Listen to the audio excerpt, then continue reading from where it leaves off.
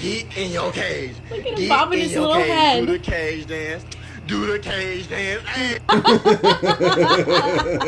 That took me by surprise too. Oh my god. Try to entertain us, entertain you.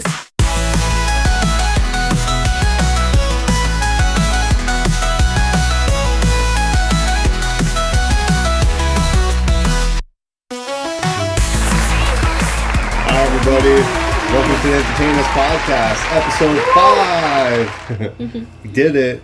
We got a week's worth. Oh yeah. So we're gonna have some fun today. Today we got a special episode. Me and Ayse are gonna do a segment today called Fusion of Cultures, our story. We introduce our background and heritages. Ayse being Turkish and me being a French Canadian, like my family's from Quebec and that. I was born in Ontario though. Ayse was born in Turkey though. Yeah, I'll tell you guys about it. We gather a list of questions to ask each other to get an understanding about our differences and similarities. So that should be fun. We'll do that in a little bit. We'll get into what's the tea again, a few topics. Diddy did it. We'll talk about how he damn diddly darn done it. But I still remember him when he was Puff Daddy doing music for the 1998 Godzilla movie. If anyone remembers that. I've never watched I would have been it. around 11 years old going to see that in the theaters. And Puff Daddy was trying to copy a Led Zeppelin song. We'll talk about MrBeast and Logan Paul. Plus KSI partnered up to create a Lunchables competitor called Lunchly. And finally, Nikocado Avocado update. That's right. Yeah, so we'll run through all of that. Like, we won't make it as long as like our previous segments have been. I'm trying to speed run them, so we'll see what we do when we get there. Yeah. So we'll get into surprise watch or react again because we love doing that. I got like at least 10 or more videos to watch with you guys. Hopefully Ayse hasn't seen them. But I found these like last week and I've just been saving them. I've been dying to like watch them. So this should be really funny.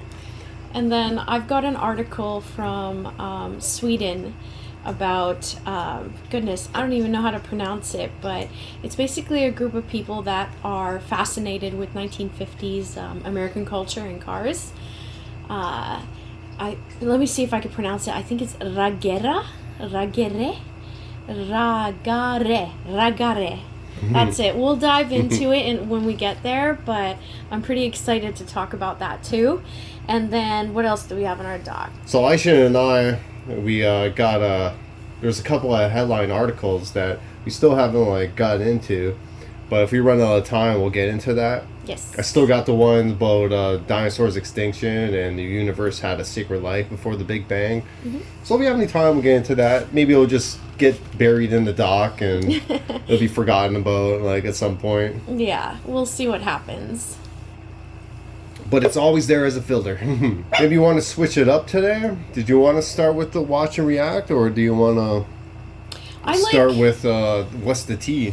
I like starting with the watch and react. I think it's like a good icebreaker, and it kind of like it's always a good way to start our show. I think that's my favorite thing to do. Yeah. Okay, so we're gonna start with the surprise watch and react. Yeah. With Ayse and I. So we can start with Ayse's video this time. Yeah. So I should title this, I Want to Sit Next to Him Too. Yeah, so I found this charming little video on Reddit. Matt's going to open it up right now. We just have to get things going, but I'll lay it up for you in the meantime. So this really charming old man does like a little magic trick, and it is so adorable that like I want to sit next to him too. So we're going to dive into it. He's going to open up the link right now. I really hope it's not removed from Reddit. It was posted on Black Magic Effery. That's the sub that I found it on. And is there a sound to it? It looks like Melodic Award 3991. Yep, I can hear it. Whenever I go to a bar, I say to the bartenders, "Excuse me, could you put my drink in this glass?" And he says yes. And if you're sitting next to me and there's 3 sheets to the wind, that's a sailor's term, right? And I reach into the glass and go, Where did it and go? then put it through my ear. I'd be freaking out He's too. coughing. Ow. Oh, he's so adorable. I want to sit next to him at the bar. He can do as many magic tricks as he wants. So whenever I go to the bar, I say to the bartenders, excuse me, could you put my drink in this glass? And he says yes. And if you're sitting next to me and you're 3 sheets to the wind. 3 sheets to the wind. That's a sailor's term, right? And I reach into the glass and go. Where'd it and go? then put it through my ear. The people freak. Adorable. That's funny. What did he say at the end? I didn't catch it. Let's see. Let's watch it one more time. Yeah. And maybe we can cut it to the end, like when we're editing. So whenever I go. What did he say? I don't understand what he said at the end. Yeah, I there. didn't catch it. It's okay. He's adorable. He's charming. I would love to sit next to him at the bar and have him do little magic tricks for me. It'd be so cute. Let's start from the top. Okay. So this one's called How to Deal with Tantrums. I found this one on Reddit. Okay, so this was on the Reddit maybe. And it was Maybe, deleted maybe. by the user. But I downloaded it, so I still have the video. I think you showed me this one. I don't think I showed this one. Yeah, this little guy starts throwing a tantrum. This is totally me, by the way. I would do this. I'd be like, oh yeah, you're throwing a tantrum? Watch me. I showed you this? Yeah, and then mom starts having a tantrum. And the kid's like, oh my god. That's from a news channel, I guess, too. Yeah. I don't think I'd do that. Oh my gosh. I'm really hoping that, like, when our baby is here, he'll be, like, well behaved. Yeah, our kids not gonna have tantrums. Well, Yeah, they are. Yeah. They totally are. He is. Starting from 2, because I guess that's when they get bad. Yeah, they call it the terrible twos. We'll see. They go through the mine phase, like, mine, everything's mine. Like, I don't know. I don't really recall myself going through that phase. I was a really well-behaved child, so we'll see. So my video that I want to share this time is called, well, I've dubbed it Other People's Dogs versus My Dog. And this is something I found on YouTube Shorts, so we'll be able to open the link for that and share it with you guys. Let's see, it was, I guess it's originally, well, let's react to it. Does your dog bite? No, he, ... I smacked him. Yeah. Bitch. That's totally Baxter. You sound like you've, like, I know it's a sound effect, but, like, his paw went pretty fast. I want to see that again. Because that's totally something Baxter would do. Our little chihuahua, you guys have seen him before in earlier episodes. He also kisses. He loves kisses. So this one was pretty cool. This one's about identical twins, and I believe in this one. I don't think it's staged or anything like that. I think I should be very interested in this one. We'll see. So this is from Bits of Freshness. From the Reddit called Sips Tea. It just plays better Alright, twins, on here. hold up one arm. Take your hand and put up a number 1 through 5. Oh. Wait, that's actually crazy. Spin around, left or right. Oh my god. Make a funny face. Ew. Dance in place.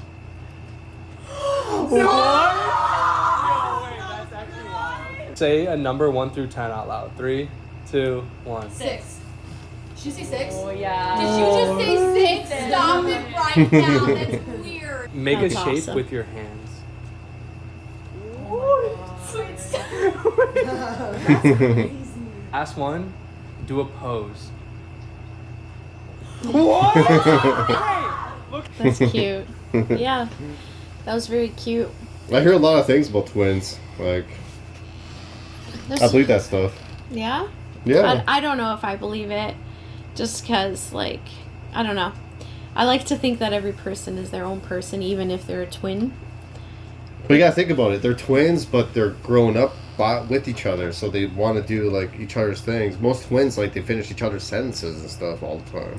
I don't know if I buy that either, because I've seen a lot of twins that can do it, and then I've seen videos of twins that can't do it. Well, it's not like saying that they all do, but like Oh. there's some twins that are actually like really connected. Yeah, definitely.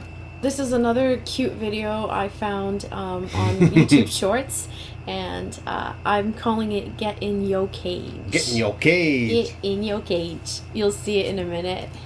I thought So it was this really is a YouTube cute. You in video. your cage, Yeah. hey, Marlo's in his cage, hey, Hey. Lucky, where you going? Get the hell in your cage, hey, go in your cage. Thank Loki, Marlo's in that cage. Hey. One person left, he the worst Last one. He always trying to run. Oh my goodness. Get in your cage. Look at Get in your cage, hey, get in your cage. Get in your cage.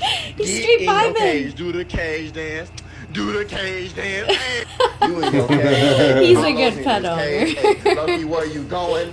Get the hell in your cage. Hey, Oh, go maybe we in can your have a little cage. discussion about this Dang, video. So it Lucky, was posted Marlo's by in that cage. ASMR Sadie, One but person left. I'm He willing the to bargain worst that she one. wasn't the He original always creator. tryna So run. this Oh is my at Go goodness. Sadie. Get in your Uh, cage. Get in your cage. yeah, I don't know. Hey, get in your cage. Get in your cage. Look at him Get bobbing in his your little cage. head. Do the cage dance. Do the cage dance. Hey. Yeah, birds love to do that. I used to own a bird. Oh my god, like that bird wasn't tweaking, but oh my god, they're just all the time. Yep, I had two. Like my brother's got one that's my niece's, and like if you weren't in the room or gave it any attention, it would just be like going off. Yeah. Like it was very like it was like, hey, I'm here. Yeah, I'm here. They need a lot of attention. Yeah. I had two little budgies a couple years ago, and I think it might have been a budgie too. really, Yeah. I don't know. With our budgies, like they would always like chirp and squawk at night when we were sleeping, particularly. Mm-hmm. So like even if the Were room they was biters dark, too? no, they weren't. They were No? very shy and like scared, so they like their own company. I wasn't able to tame them, unfortunately. How do you feel about dog cages? I think they're great to train. Like Killer, she's like feels the most comfortable like being in a cage, but like you're not supposed to keep a dog in the cage all the time and then not give it water and food and stuff like that. I don't believe in that, but like it's just like a good place to train them in. I used to cage Baxter when he was a little pup, but And some dogs they can't take it. yeah, he was one. He couldn't take it, so now he's like cageless. Like I can't cage him because then he'll cry bloody murder. So But you have some dogs that will tear your couch apart. Like they'll have like anxiety problems, and like I know people that they left their dog alone and they came home and they would have like a couch that the cushions don't remove, and the Yeah. cushions were like completely ripped off, and you just see the frame and everything. yeah, And they destroy the whole house and stuff. definitely. So it all depends. Get in your cage. Get in your cage. Do the cage. I always dance. gave Killer's like a little miniature picture, and she would have this huge dog cage that I could put like a second floor on it for her. Yeah, Killer's got an intimidating name, but she is far from it. She's No, like she's like the sweetest dog ever. sweetest dog ever. She's super old, lucky to be alive. Matt rescued her from a puppy mill like way back in the day. We don't even know how old she is, honestly. She's got to be like pushing 14, 15 at this point. She's just an old girl. Yeah, so I had her since like 2012, so she's past 13, at the very least, she's 14. 14. Yeah, but I'm willing to bargain she might be pushing 15, 16 even.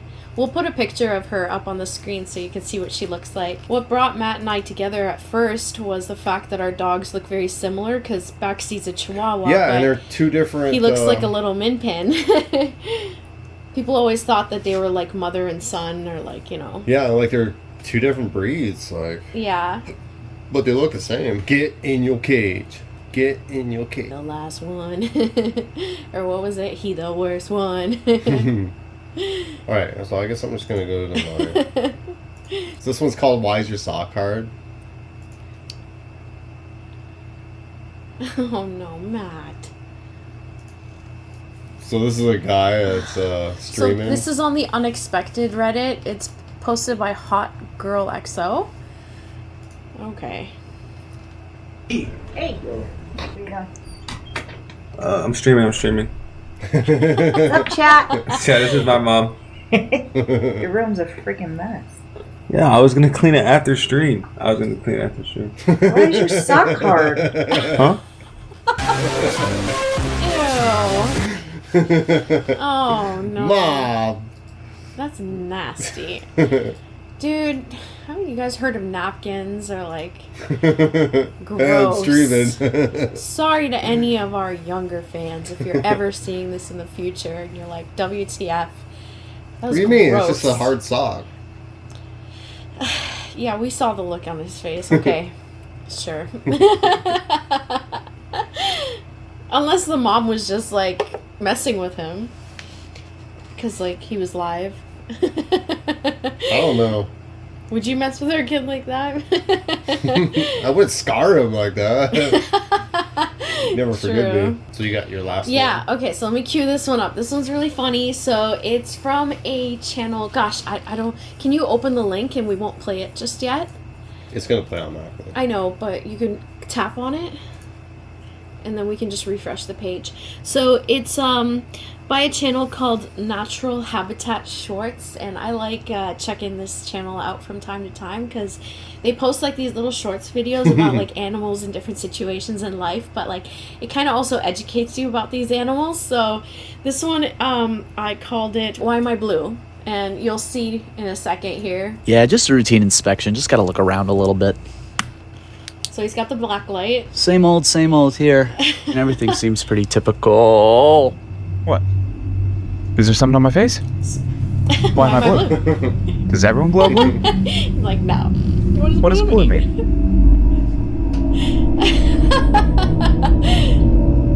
What does blue mean? Yeah, just a routine inspection. Just gotta look around a little bit. Platypus fur apparently glows under black Same or old, UV same light, old here. And everything which seems is funny pretty 'cause, typical. Like, bodily fluids and What? things like that also Is there something on my glow face? under blue light. Why am I blue? So Does everyone glow blue? the disgusted look on his face. What does though. blue mean? What does blue mean? What does blue mean? This one's one of my favorites. Yeah, just a routine Did you like that one? Yeah, it was funny. Thanks. They've got other videos too if you want to check out their channel. So here's a thirsty squirrel. I'm actually remembering this one now. Like this one's really cute. Like I remember, like I'll tell you a story after this one. This is from Reddit. Oh, it's been taken down. That's okay because I saved this one. It's from the subreddit called Be Amazed, and it was posted by Pixel Perfume before it was taken down. Yeah, but that's okay. I got it downloaded. Aww. I think I saw this video. The poor little guy. Yeah. Aww. Oh, how precious. It's cute, but it's also like concerning because it's like, you know, it's a wild animal. It shouldn't be comfortable around people like that. Yeah, but squirrels are usually comfortable around people. Yeah? Mm-hmm. Did you know that a squirrel's tail is not as fluffy as it looks? Believe it or not, like when they pass, all that floofiness just flattens right down, so it's like they floof it up themselves when they're And he's gone. awake. Oh. Yeah, so I remember growing up at my grandma's house. She used to give us peanuts, and then we would go out by this big tree, and then you hold the peanuts out, and then like these squirrels would come out and you grab the peanuts like from your hands, and then they would open up the shells and stuff like that. Oh, that's So so that's what this cute. reminded me of, because that's how usually squirrels are. But it depends on where, like the ones you see around my parents' place. My dad's probably like, "Get out of here, squirrel," or something like that. Bringing out the leaf blower. Yeah, they're scared. Yeah. Does not surprise Well, usually me. like squirrels and that, they're pretty friendly. Like they'll come up, they won't attack you or anything. Yeah. They'll freak out if they get in your house or something and just start climbing over everything, knocking everything down. Yeah. I remember when my brother was a kid, he found like a squirrel and he like picked it up, brought it home. And he's like, "Mom, can we keep it?" Was it a baby? Yeah, and my mom freaked the fuck out. She's like, Oh, "Hell geez. no, get the thing out of here." And my So- brother was crying. He's like, "Why?" This one's called Forever Young. I might have to like mute the song. I'll try not to. Oh, it's been It's been from taken the down. Maybe subreddit, and it was posted by flower_girly. So we'll open the video here. Yeah, I saved it. This one's funny. Yeah, we'll have to mute this one for sure. Aw. Oh, he's like, "What the fuck you doing?" Get off me. The other guy was like, "Why can't I have that?" Oh, that was hilarious. Do you think they planned that? I don't know. That was pretty good. It was good, yeah. That was a good one, babe. So let's finish off with a couple more. Okay. So this one, you showed me like girl downs 30 drinks. Yeah. Well, this is like a step up from that. Okay. This one's called a hurricane shot. To take a hurricane shot from Reddit. Yeah, it's still here. There was an attempt to Reddit by Betty_Swallix. Okay. Shit. She just got bitch slapped. She knocked her She out. knocked her out. Holy shit. How hard do you have to slap somebody? Do you know why this is called a hurricane shot? No. Why? Okay, so it's called a hurricane shot because when you take a shot, somebody like throws some like liquid in your face, and then you get smacked. So you spin around, I guess. That's Yeah, the so it's idea. not like she was like getting bitch slapped by like some random person. Like this was like a planned thing, but she got knocked out like doing it. Crazy. I would not try. So that's like a challenge thing that's like going around. I think the best shot I ever had in my life is when it was called an inception shot. So you had like a big pitcher with like beer in it, but then it had like another beer mug, and then inside of that mug there were like 3 shots. Like I think one of them was like vodka, Jaeger, and like a different kind of alcohol. I think it was the amaretto or something like that. And then you have to like tip all of the different shots into the one cup, and then when you're drinking it out of the pitcher, everything just mixes together with that beer shot. So it's called an stuff inception. like that too, but I think it was like with the Red Bull and stuff, and Okay. like I don't know, it was weird. It was like with Red Bull and different shots that go into a big like cup of beer. Yeah. Okay. Yeah, it was like the same kind of like concept. Okay. Yeah, those are good. Yeah, mine was at an Irish pub. Let's see that again.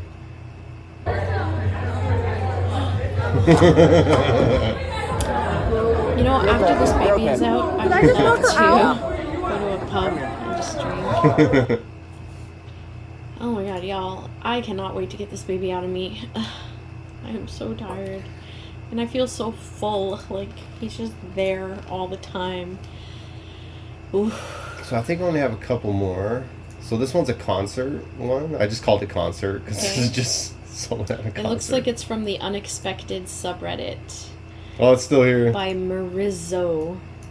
It's called Nice Concert. Or labeled that at least. Let's see. Try to relax your anus. Do you see the look on that person's face? That took Try me to by relax your anus. That took me by surprise too. Oh my god. Try to relax your... Try to relax your anus. It doesn't get any unfunnier.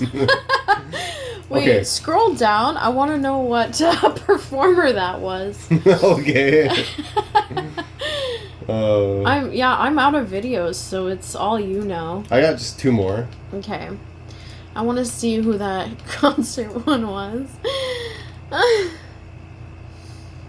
Is this an example? How did she know she was clinching it? God, Reddit. I love you. If you guys have not checked out our Reddit yet, She clinched her face instead.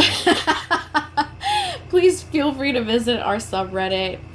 We're just waiting for folks to post anything on there, you know, be part of the conversation. So happy to have you along anytime you want. Very R. Kelly vibes. Did you get your passports? Did you get your shots? Girl, would you like to come back with Rob to America? Yeah. America. Only reason we know that is because of H3. Yeah. Ethan loves playing that. America. Did you get your passports? Did you get your shots? Girl, would you like to come back with Rob to America? Okay. Excuse our poor singing. I don't want to yell. We're in an apartment. Yeah. Don't need to bother our neighbors with that. So this one's kind of like, wow, like, good God. Okay. This is just crazy. So I call this one trying to tow a truck. This is from Reddit. To get back your tow truck is what the Reddit called it. They're Milkosaurus. Milkosaurus, yeah. There was attempt. There was an attempt on subreddit. Reddit? Yeah. Okay. Rexy, watch So this. this guy's trying to get his. Damn, they're duking. Okay, they're English speaking, so somewhere in North America. He just gets in the dude's truck and he starts driving with it. That's illegal, sir. That's his tow truck. But he's towing that guy's truck.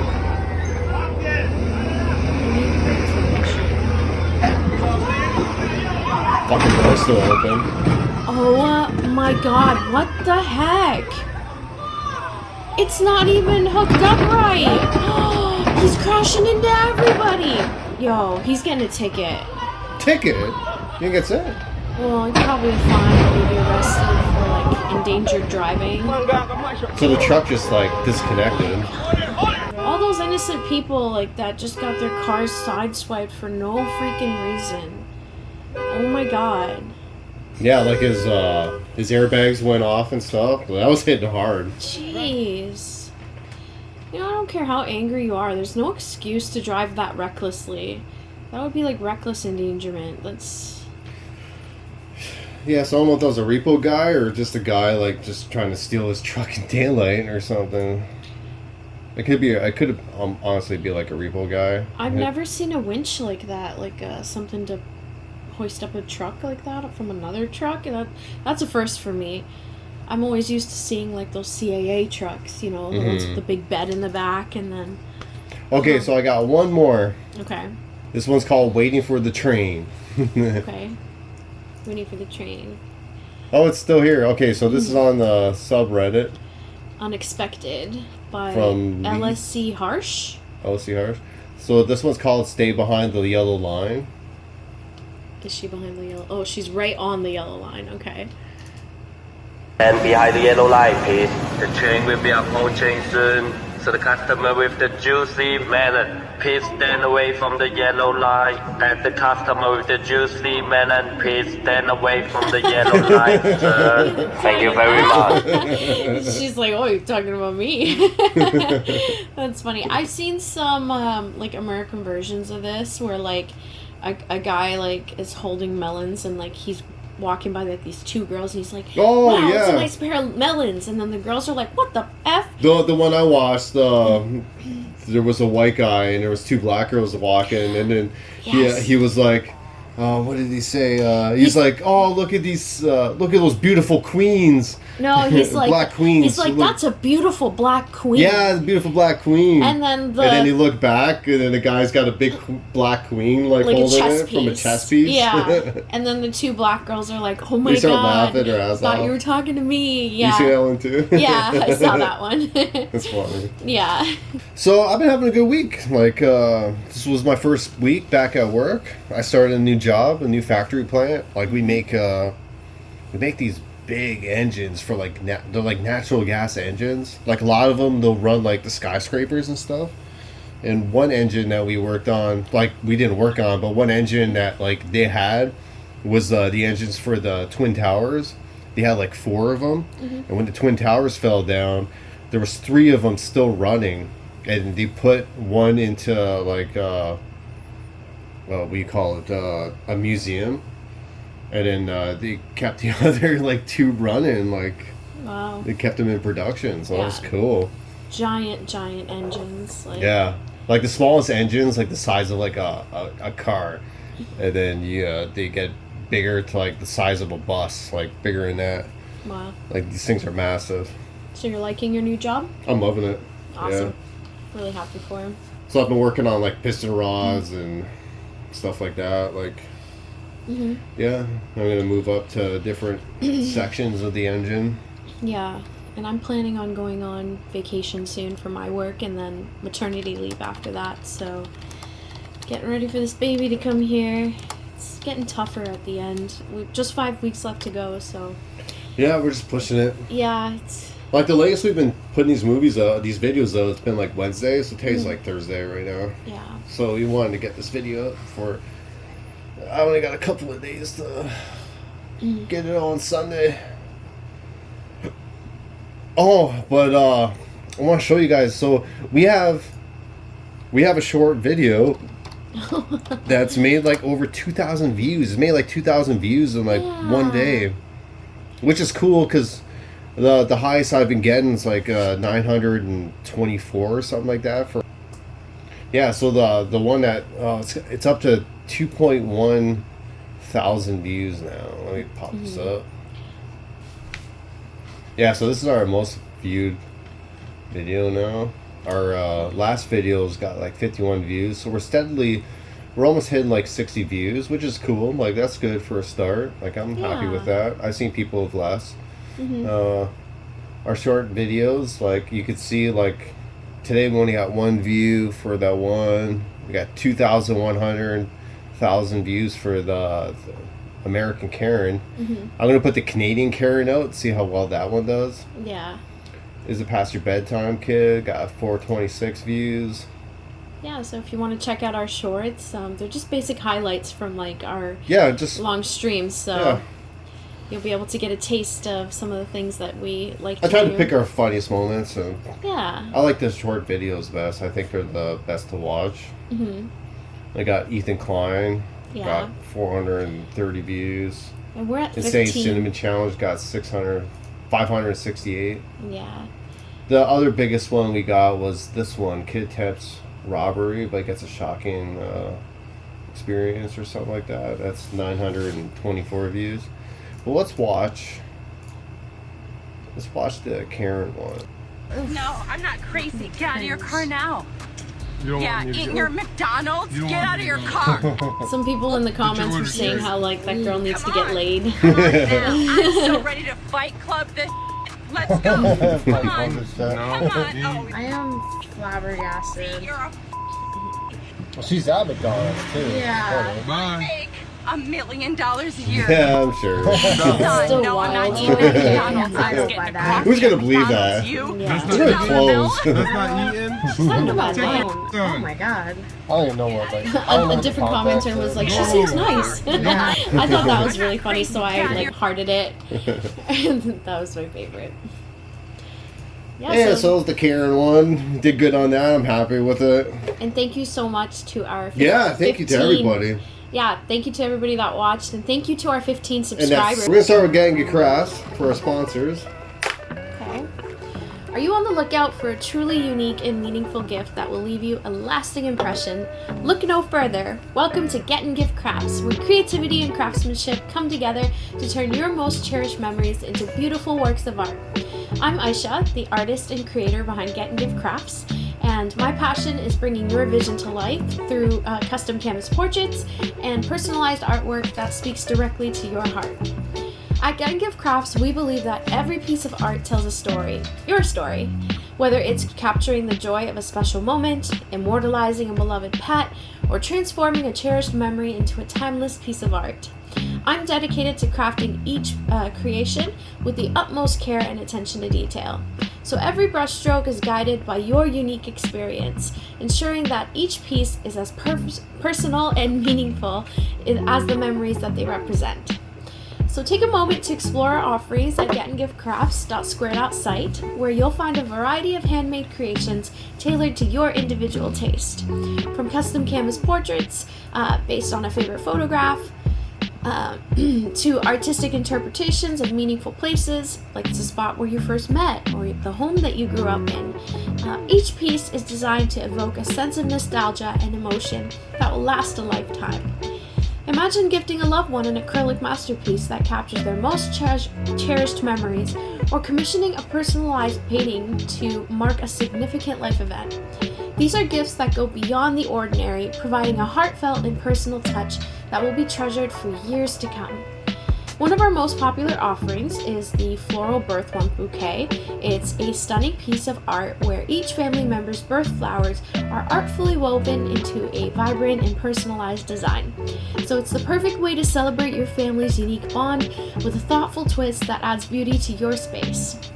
Or, if you're looking to honor a family tradition, why not consider a painting of a treasured heirloom? Whether it's your grandmother's locket or a family dining table passed down through the generations, I can capture its essence and these cherished items, preserving your family's legacy in a piece of art that can be displayed and admired for years to come. So looking for something more serene and peaceful? I also create paintings that symbolize tranquility and harmony. Imagine a calming scene of wind chimes swaying in the gentle breeze, bringing up a sense of peace into your home. It's the perfect reminder to pause, reflect, and enjoy. At GetnGiveCrafts, every project is a collaboration between you and me. So I take great pride in turning your ideas into reality, whether you're looking for a thoughtful birthday gift, an anniversary, surprise, or a unique piece to commemorate a special memory or milestone. Each artwork is carefully crafted to reflect what's most important to you, blending artistry with deep personal meaning. So my goal is to create pieces that not only decorate your space, but also serve as a constant reminder of the moments, people, and places that mean the most to you.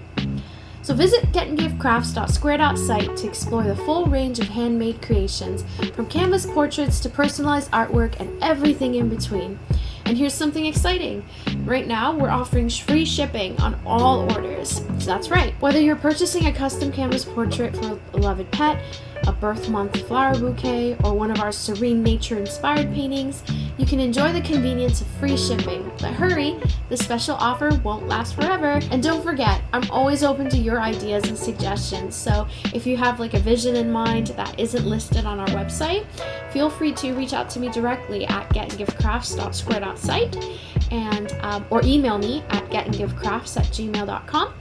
And I'd love to collaborate with you on a custom piece that truly reflects your style and vision. So what are you waiting for? Dive into the world of custom art with GetnGiveCrafts and create something truly extraordinary.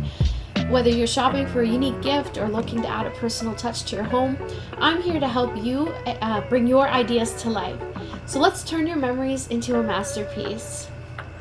Thanks. Thanks, guys. Thank you. A quick note about that, and just like an afterthought after this ad here. Can I be honest with you? I don't think I'm gonna keep GetnGiveCrafts running for too long. Why? I just see myself getting to a point where instead of taking orders from people, I might just do my own custom work and like rarely commission myself out. Does that make sense? Like, so what do you mean? I want to just make my own art. I don't want to be paid to do art for people. Like, do you know what I mean? Like custom. You want to sell your own art? Yeah, like I want to sell my own art someday. So I do. I thought that like you do that, but like custom, you got the custom canvas stuff that you can do too. That's what I'm saying. So like, if I ever get to a point where I'm like just too busy, like I will stop commission work. Okay. I'll just do my own work. But we'll see if that day ever comes. I'm just a little guy, just starting out, so it'll take me a while to get there. But I'm sure when it happens, it's gonna be great. Because we got a few paintings now. I do. We'll just keep piling them up. Yeah, that's all I can do. Yeah, because more variety for people to like what they want to buy. Yeah. Because you got that Valentine's Day will be coming up. You can try to sell that one. Yeah. Madonna. And now it's time for Ontario soaps. Alright guys, so are you concerned about what you put into your body? You should also be mindful of what you put on your body. That's where Ontario Soaps comes in, offering premium handmade soaps and body care products designed to nourish, protect, and pamper your skin with the care it deserves. Our range of co-processed soaps and body products, all made with the organic and skin-loving ingredients, will elevate your skincare routine to a whole new level of luxury and wellness. When you choose Ontario Soaps, you're choosing products that not only feel good, but are good for you. We believe in harnessing the power of nature to create gentle yet effective soaps and body care items that suit all skin types. Whether you're dealing with dry skin, sensitive skin, or simply want a more natural approach to self-care, our products are packed with nutrients that leave your skin feeling soft, hydrated, and radiant. Each bar of soap is carefully handcrafted using the co-processed soap method, which preserves the natural glycerin and nourishing properties of our organic ingredients. This ensures that every product we make is rich in moisturizing benefits and gentle on your skin, without any harsh chemicals or additives that make you itchy. Take a moment to explore our full selection of products at ontariosoaps.square.site, where you'll find a wide range of scents and formulas to suit your personal preferences. Whether you're drawn to the fresh, earthly notes of bamboo and teak, the calming aroma of lavender, the rich and warm scent of sandalwood, or the simplicity of our unscented options, there's something for everyone in our collection. And don't forget our indulgent body care products, such as the soothing Sunlight Vanilla and Midnight Lavender lotions, designed to relax and rejuvenate both body and mind.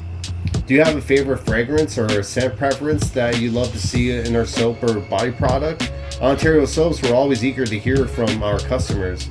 You can reach out to us with your scent suggestions or special requests by emailing us at ontariosoaps@gmail.com, or simply leave a comment on our website. We're more than happy to accommodate customer orders or create new products based on the fragrances you love most. After all, your skincare routine should reflect your personal tastes and desires. At Ontario Soaps, affordability and quality go hand in hand. We believe that everyone should have access to high-quality, natural skincare products without breaking the bank. That's why we offer premium handmade soaps at prices that won't hurt your wallet. And to make it even better, we're offering a special promotion just for you.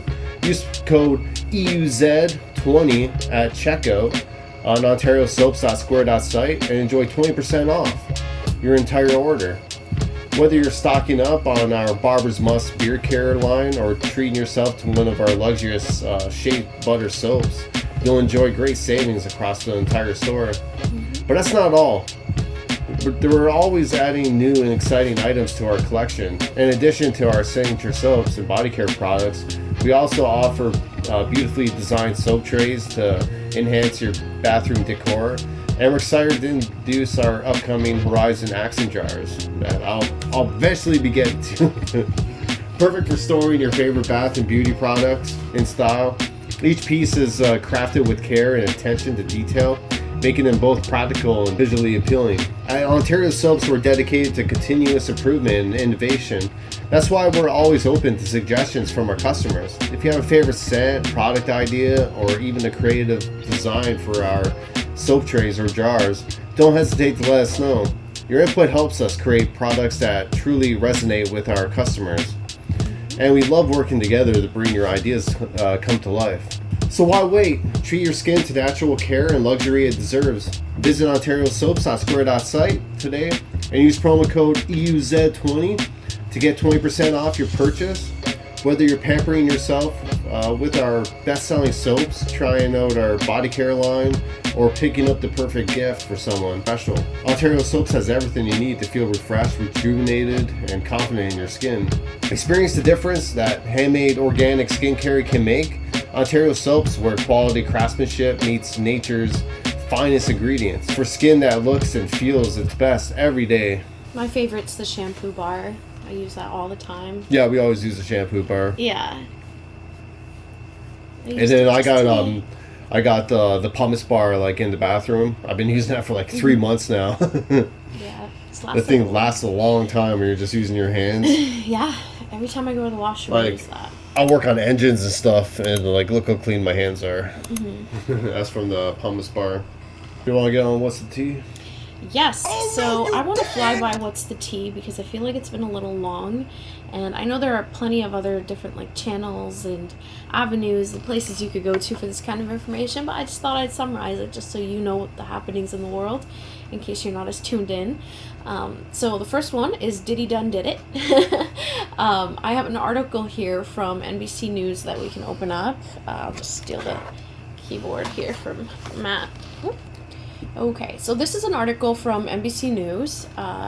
It was just published this week, actually. So Sean Diddy Combs arrested for the freak-offs at the center of his sex trafficking, racketeering charges. So Combs was arrested amidst a wave of lawsuits against him alleging sexual assault and misconduct. So here is what to know about Combs' arrest. So this is just like a summary. It says music mogul Sean Diddy Combs, who was arrested last night at a hotel in New York City. So this came out September 17th. It would have been on the 16th. And has been charged with racketeering, trafficking, and transportation to engage in prostitution.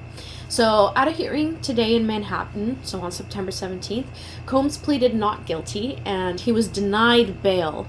And will remain in custody, which I think is very helpful for people that haven't really come out or spoken out against him to not be afraid to do so, because he can't hurt them right now.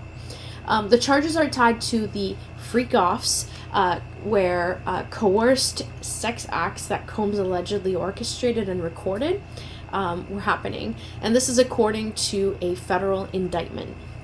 Now, a bail hearing has been set for... in this article, it said tomorrow afternoon, which was September 18th, and he was denied bail, so he's going to remain in custody. And Combs has faced a wave of lawsuits, one as recent as last week, accusing him of sexual assault and misconduct in the past year. And he's denied any wrongdoing so far. His lawyer denies any wrongdoing on his part.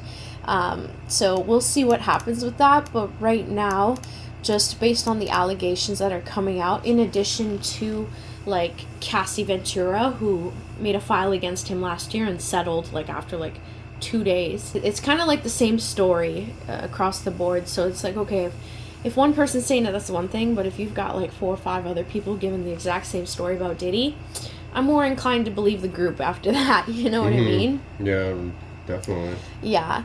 So, just some notes here from the article again.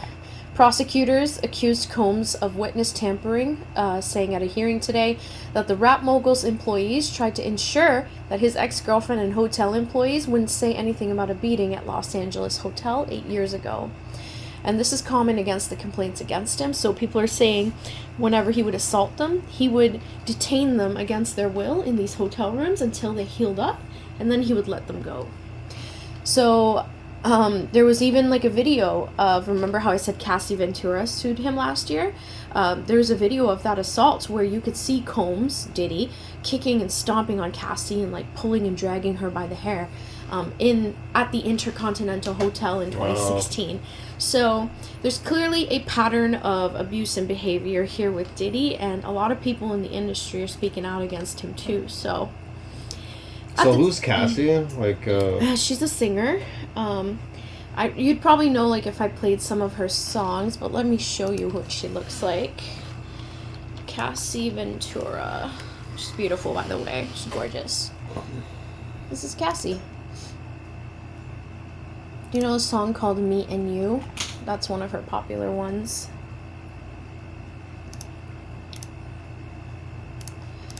But that's that. Now, when law enforcement, when the feds raided Diddy's home earlier this year, they found a lot of incriminating evidence. Not only did they find like several videos that Diddy had on hand of people doing like these sexual acts, like in order to like hold it against them as blackmail and, you know, get them to do what he wants, like coercion, basically. They also found like unmarked weaponry. So like weapons that have like their serial numbers and stuff like scuffed off so you can't track its source. And then also a lot of like SUL things. So like I think they were saying like 1,000 boxes of like lubricant, for example. So, and those were for his freak offs. So that's pretty interesting. If you're following any of like the LawTube or any lawyers on YouTube, one really great one that I like to follow is called Emily D. Baker. Feel free to check out her channel because I love watching like her live streams, and she did cover like Diddy's charges, and I think she does a fantastic job at analyzing it. So if you like more of like the legal jargon, like the legal side of everything, definitely do check her out because I think she's fantastic. Denied bail, and he's going to remain in federal detention, which is really important. And the feds are hoping that this will allow other people that have suffered at his hands to be more comfortable in coming out against him. Because before he was out, like, you know, he has a lot more power in his hands to like scare people and like threaten them. But like in jail, he's in custody. He can't do anything unless he gets somebody else to do it. But he's always under monitor now, so it's going to be harder to do that. For our next topic, we're going to talk about MrBeast, Logan Paul, and KSI partnering up to create Lunchables competitor called Lunchly. Now, there is a CNN article about this, and we're also going to talk about I don't know who's going to like want to do business with them when Prime's like going down the drain. Allegedly. Yeah. So this is an article in CNN. It says Logan Paul and MrBeast have Lunchables competitor that they say is healthy. Now, this was posted just this week on Tuesday, so the day before yesterday, as of recording this, by Jordan Valinsky of CNN. So the article reads, some YouTube stars are taking on Lunchables with a competitor of their own. So MrBeast, Logan Paul, and KSI. So Logan Paul and KSI are the ones that created Prime together. And now with MrBeast, they're putting out Lunchly. So they're saying it's a groundbreaking, new, better-for-you lunch option called Lunchly, which combines all of their products into one meal that's aimed at their young fan base. So this all-in-one meal includes a bottle of Prime Hydration, a low-sugar energy drink founded by Paul and KSI, a Feastables milk chocolate bar created by MrBeast. Nothing milk chocolate's good for you. Yep, and he's the very popular YouTuber that's like the most subscribed YouTuber right now on our platform. And one of 3 processed food options, including pizza, nachos, or turkey and cheese with crackers. As we continue reading on. I heard that like vending machines at schools and stuff, they don't even have like chocolate bars and stuff like that anymore. So they're saying that they want to compete with like Lunchables and provide a healthier option. But people are saying like, come on now, how healthy is it, right? You look like American breakfast, and it's like the most worst things for you. Yeah. So Lunchly claims to be healthier because Prime has more electrolytes than a Capri Sun that would come in like a Lunchables. And MrBeast chocolate bar has less sugar than a Kit Kat or a Crunch bar. So Lunchly's launch comes when Lunchable, owned by Kraft Heinz, announced a major initiative last year to be part of a school lunch programs. However, the company had to reformulate the ingredients to ensure the products met federal guidelines first by adding fresh fruit to its lunches. Now, a 2024 report from Consumer Reports said that it recently compared the nutritional profiles of 2 Lunchable kits served in schools and found that they have even higher levels of sodium than the Lunchable kits consumers can buy in stores. Isn't that interesting? So like these Lunchables that they're given to schools, it has more sodium in it than the one you buy at the grocery store. That's wild. Of course, KSI, Paul, and MrBeast know how to launch brands, and thanks in part to their fervent fan base. So Prime sales have soared, challenging stalwarts like Gatorade and Body Armor, despite the government concerns about the caffeine content in some of its drinks, and not just caffeine, but the sugar. I found another article that we're going to take a look in a bit that goes over just how healthy Prime is. I know we don't have a popular opinion about it, but I just wanted to go over this article to give you guys an idea of the type of contents it has. So, let me just jump back to my doc here. There was an article by Forbes too, but there's one YouTuber who made a comment on X or Twitter. His name is Dan TDM, and he's like he's like a YouTuber. He is a YouTuber. And he's like, what happened to YouTubers, man? I can't not say anything anymore. This selling stuff for the sake of making money, simple. How does this benefit their fans? This is selling crap to kids who don't know better than to trust people who are selling it to them. Do better. And then to that, Logan actually replied, and we'll pull up his reply here before we take a look at how healthy his Prime drinks are. And MrBeast also clapped back to this too, but then I feel like they kind of got clocked back, so they got put in their place afterwards, in my humble opinion. Here we go. Follow up to Lunchly. Okay, so Logan goes, I'll tell you what happened to YouTubers. We spent our lives creating content and building our brands. Now we want to build businesses. You don't say anything when Lunchables faces bans for allegedly containing lead, but when we create a better version, you're upset? Then don't eat it. So that's what he says. But then what I love about this is, you know how like with X, it tells you if like there's any inaccuracies like with someone's post, or like if there's any like critical details one should know. There's one where like he was talking about how his Prime drink has like less sodium than something or something or another, and like X was like, actually you have like 500 milligrams of sodium, so sit down. I thought that was funny. MrBeast also replied to this, and he's like, Lunchables sells hundreds of millions of units and countless people eat it. Our goal is to give people a better for you alternative to it. Our turkey meal, for example, is 80 less calories and 60% less sugar, more electrolytes. We use real cheese, they use cheese product. They can't call it cheese. Higher quality meat, etc. I'm doubting everything right now. Obviously, eating fresh chicken and broccoli is healthier, but if someone's going to eat a pre-made meal like this, which millions of people do through Lunchables, then I think giving them a higher quality version at roughly the same price is net good, IMO, in my opinion, and why we launched Lunchly.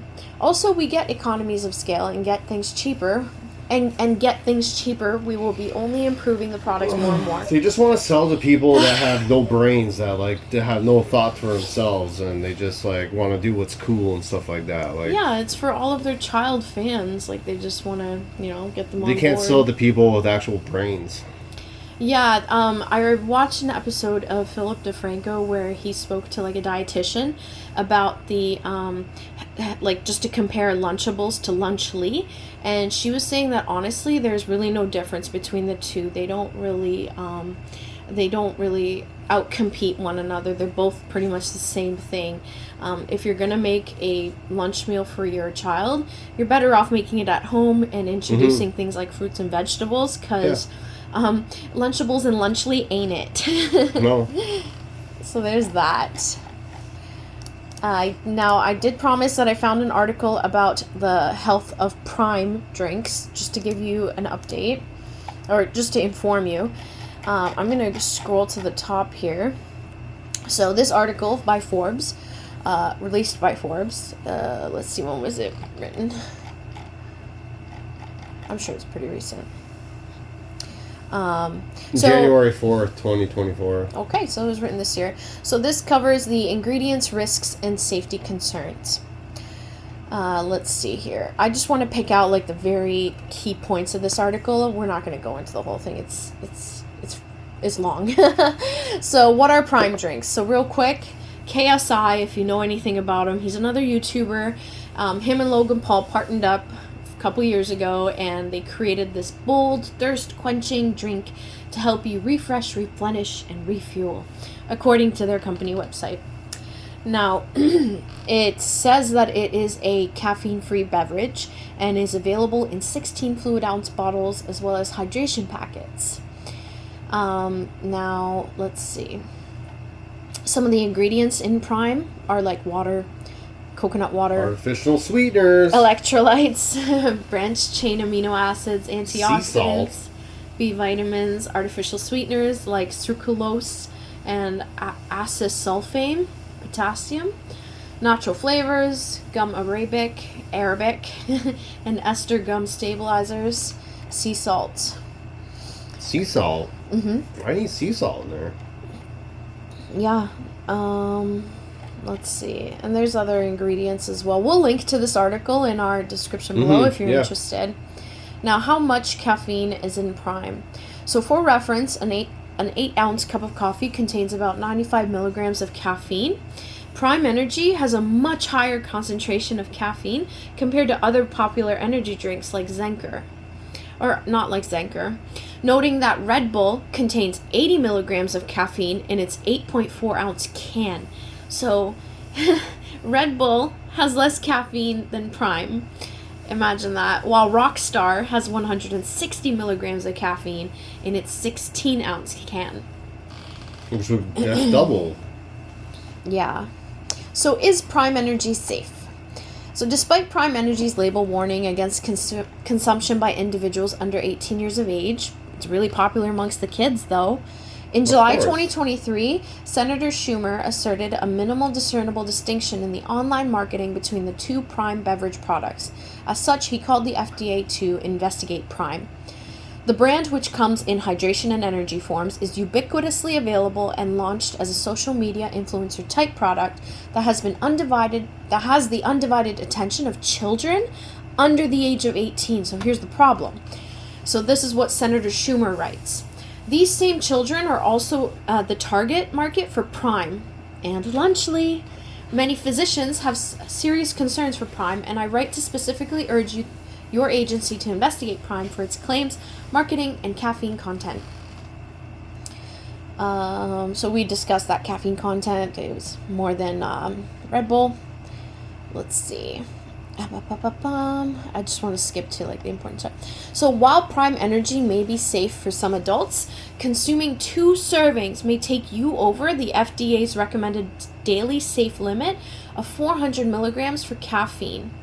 So if these kids get Lunchly instead of Lunchables for their lunch, they're drinking like these energy drinks that like you wouldn't give your kid a Red Bull, so why would you give your kid a Prime? Well, that's part of the package, right? Yeah.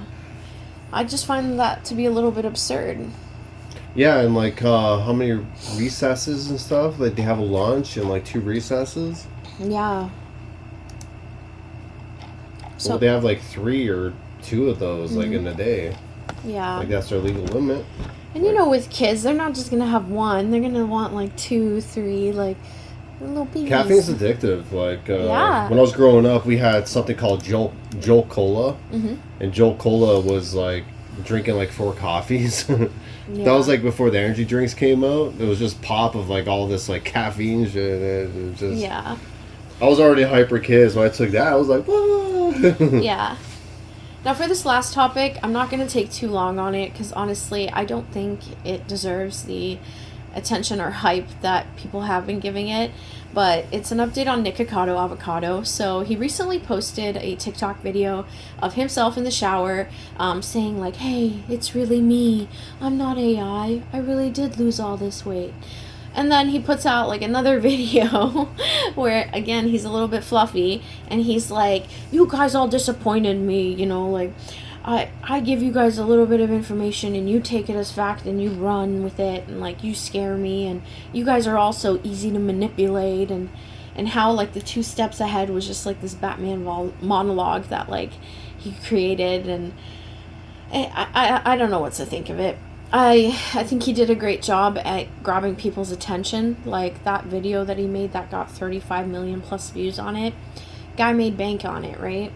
So at the end of the day, I think he played everybody, in my personal opinion. So what are you saying?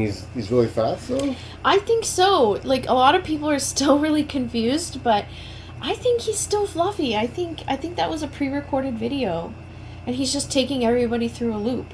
He's like, why would somebody do a social experiment of gaining this much weight? Like, why? Like, he called everybody morons, basically, so, yeah. I don't know. I'm kind of over it, over Nick. Dude doesn't give me the good vibes anyways, so I don't know. I kind of just want to close the door on this chapter. And that's it for Nikocado Avocado. Yeah, Nick, you're not going on my my thumbnail. Yeah, no, I don't think it's, yeah.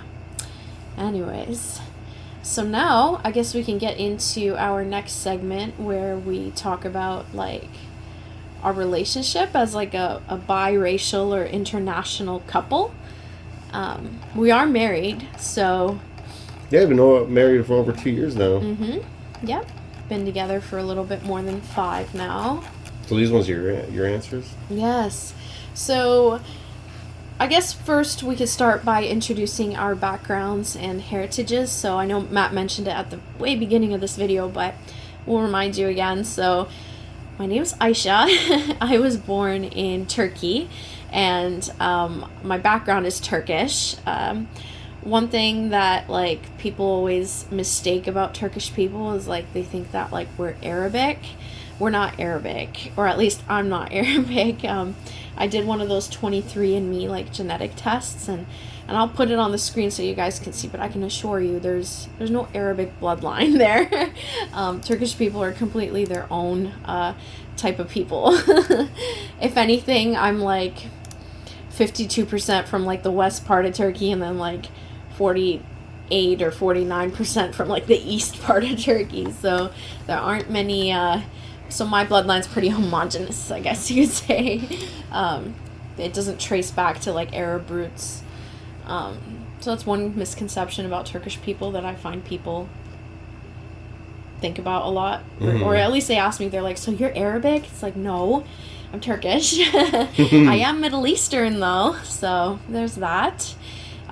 So my family immigrated to the US when I was about 6.5, and we lived there for a couple of years, and just before I turned right after I turned like 8 years old, we immigrated to Canada. So and we've been here ever since, in my little town here. And then yeah, that's pretty much it. So I'm Turkish, but I grew up very like whitewashed Canadian. As you can tell, I'm very fluent with my English.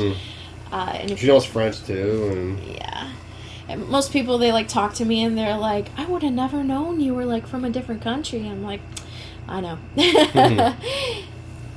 I tell her like, I want to hear your accent, and I got to hear it the one day because we went to a Turkish food market, and then she finally started talking to one of the Turkish people, and I was like, there's your accent. And it's not even good. Like, I talk like a child in Turkish. Well, she doesn't. It's yeah, I'm more fluent in English. To me, English is my mother tongue, not Turkish. Even though I did speak Turkish at home. It's almost like a toddler, like, I don't know. It's not toddler. I don't know. Anyways, there's that. But Matt, you want to tell people about your background? Well, my background is basically like, I'm always confused about my mom's side, but my dad's side, they're from like Quebec, and my dad was raised in Ontario too, but like his dad and that, like they came from like Quebec, like so like I got the French background. Yeah.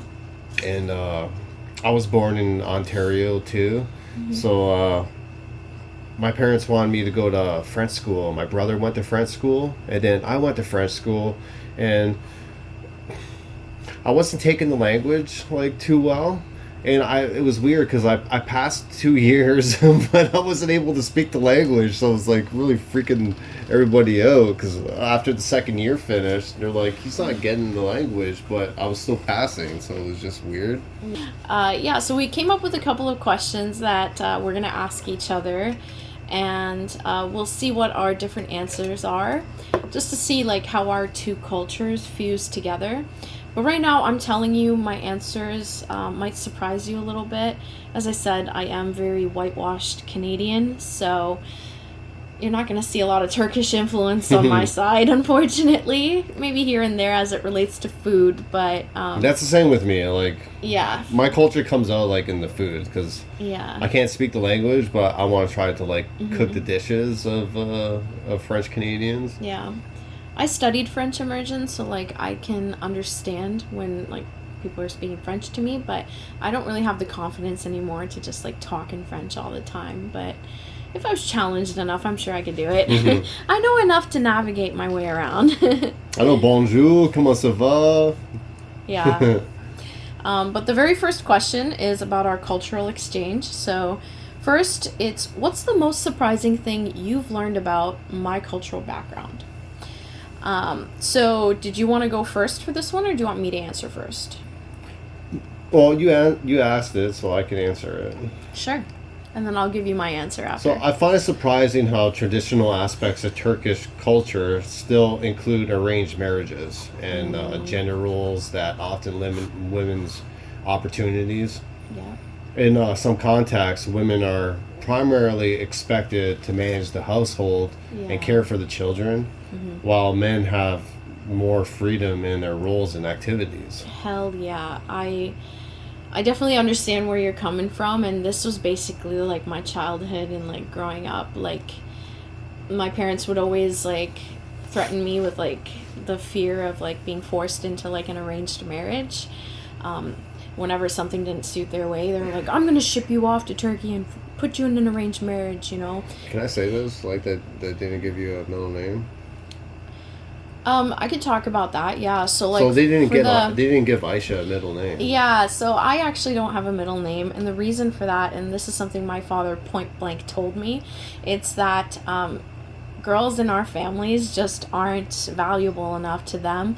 We're seen as like trading cows that just at the end of the day end up going to somebody else's family and benefiting them. So yeah, like Ayse, they didn't want to give Ayse an education or anything like that. No. She actually like learned how to read by herself and stuff, and then they got to the point where, oh, okay, we have to put you in school. Yeah, that's exactly what happened. So like I would take newspapers in Turkey and like look at the words on the newspaper, and then like just what I learned from like TV shows and whatnot. Like I put my own sentences together. Well, she's self-taught and everything. And then once they saw that, they're like, oh, okay, this girl like has some potential, and then that's when they started sending me to school. Otherwise, like, they didn't have much prospects for me, because like back over there it's like, okay, if a girl like makes it to the end of high school, like great, and after that she could just be married off, like you know, and that's if they even graduate high school. Like most girls just drop out, honestly. And then to answer your question about like women being expected to manage the household and care for children, that is so true. Like growing up, my mom wasn't allowed to have a job or like go out of the house much, because like her role was just to be at home to watch like my brothers and I.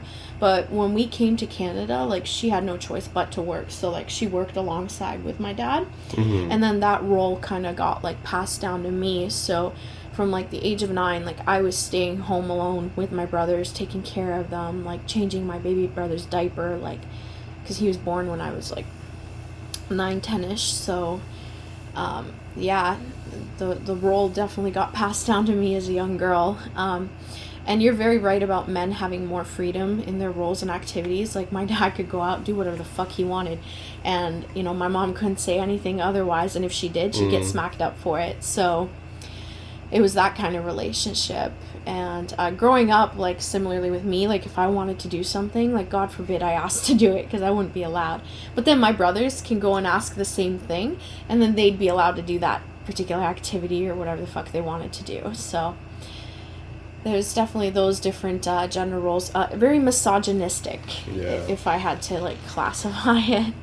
Yeah, but I survived. I made it. Just to jump back. Same question. What's the most satisfying? What's the most surprising thing you've learned about my cultural background? Okay, so to me, honestly, because I grew up here, it's so normal. But when comparing to like my cultural differences, like I told you, the different gender roles and like how I could do things and or how I couldn't do things where my brothers could, and like the relationship between my parents, like to me it was really surprising how like there's like a freedom of expression and like human rights and like just the freedom to do like things without like, you know, like I don't know how to say this without like repercussions. Yeah, exactly. So like if you were like going around the block, for example, like you wouldn't get bitched out and yelled at for like daring to walk around the block, you know. You gotta be a certain age though. Yeah. That's one of the biggest things that was surprising to me. Like, you had to be over 10 years old if or something like that if you wanted to be away from the... Like, I had to be, like, at a certain age before I was able to, like, leave the house on my own. Yeah. For me, it was never. So, next question. How have our cultural differences enhanced our experiences together? And you can go first. So I believe our Canadian values of equality have really strengthened our relationship. Yeah. We both value each other's freedom and independence, which is reflected in how we share responsibilities like work and housework duties. Yep.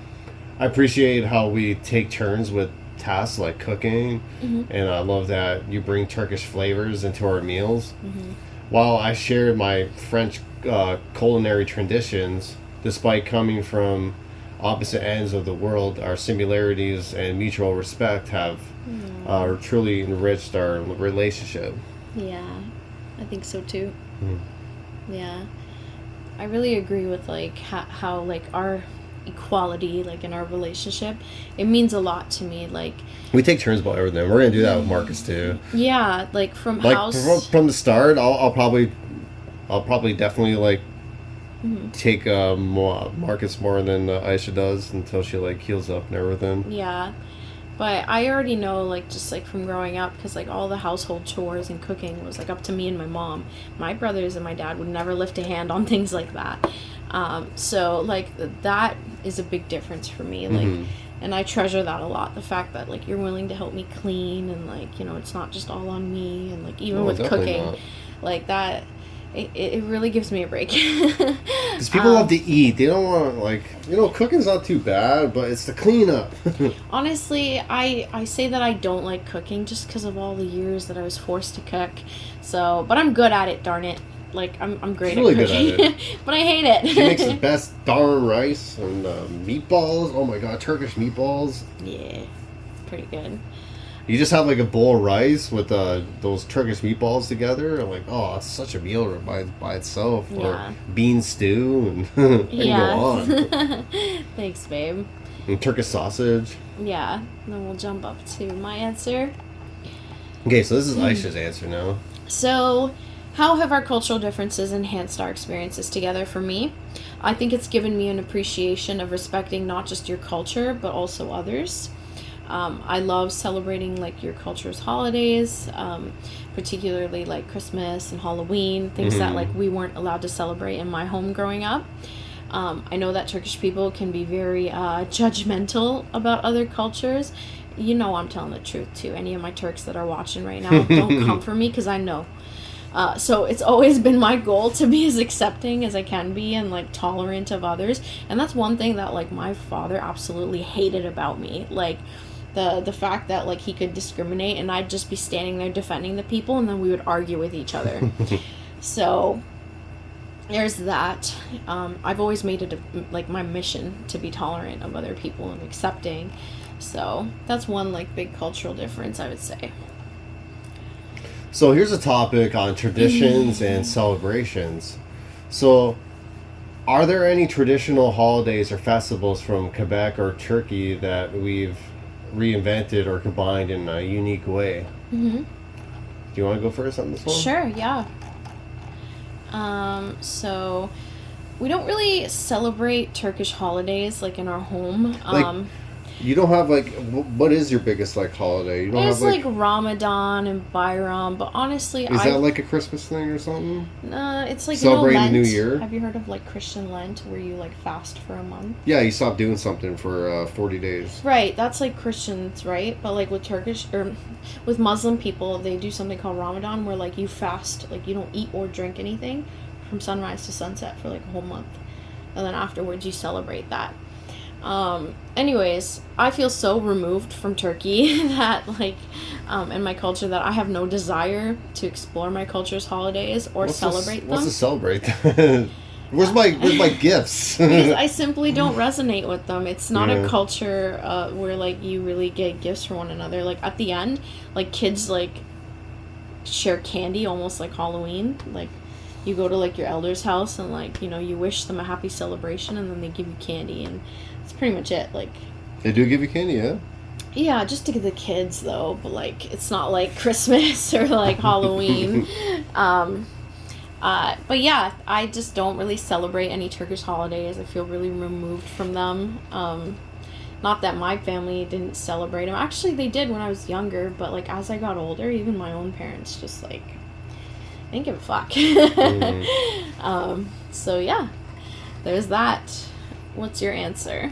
So my answer to that was, I'm telling you, I grew up really whitewashed. Like, I'm definitely Canadian. so for me it was you have really embraced Christmas, which you only experience at school and at other people's homes growing up. Yes. Since your family didn't celebrate it, you love the spirit of giving and receiving, the Christmas music, and the way everyone comes together during the holiday season.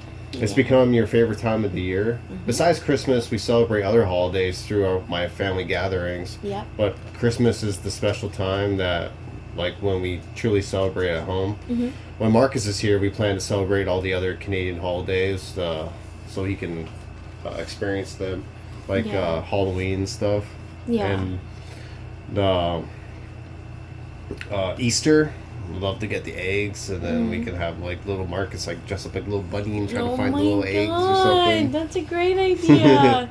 Put him in a little bunny costume. That'd be so cute. Oh, that's a good answer, babe.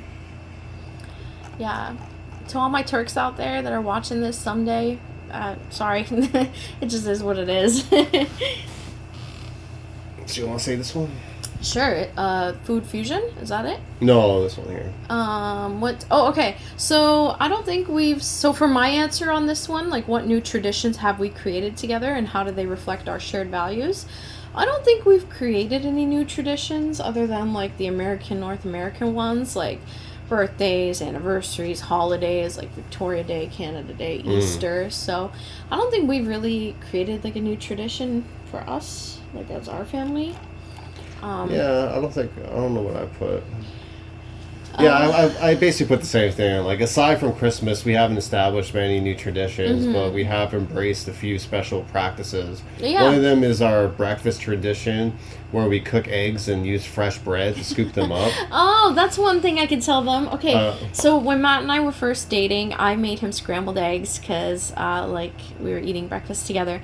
And, like, in Turkey, when you're eating breakfast, you don't really use utensils. You use your hands. So, to him, that was so foreign. Like, it was such a different concept to him. He's like, you don't use forks? And I was like, no. You just, you take a piece of bread and then you just scoop it up and you eat it. So we've been doing that. Like, that's your favorite breakfast to do. Yeah. I love using, like, French or Italian bread.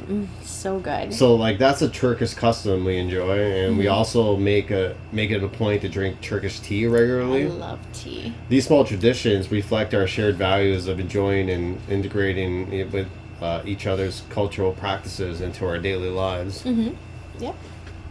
Yeah, those are my two favorite things. Definitely. So, like, the Turkish tea is not like you just get like hot water and you put like a tea bag in it and you let it steep. Like, Turkish tea, you got two pots that are on top of each other. You got your water on the bottom, and then you put your tea leaves on the top.